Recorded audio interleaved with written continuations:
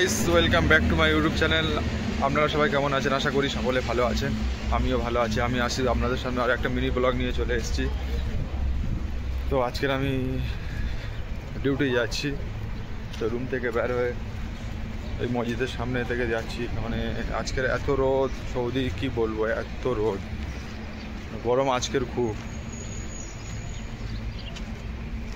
যতটুকু পারবো আপনাদেরকে দেখানোর চেষ্টা করছি। আজকে আবহাওয়াটা মোটামুটি খুব ভালো, খুব অনেকদিন তো বড় ভিডিও নিয়ে আসা হয়নি। আরে গাইস, সময় পাচ্ছি না, তা কী করবো বলো। প্রচণ্ড গরম পড়েছে আজকে।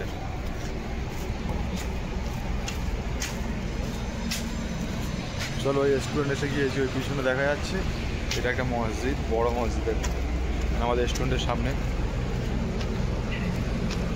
রাস্তাঘাটে দেখা পাচ্ছে কোনো লোক নেই, এত গরম। চলো, ভিডিওটা ভালো লাগলে লাইক, কমেন্ট অ্যান্ড সাবস্ক্রাইব করে দেবেন।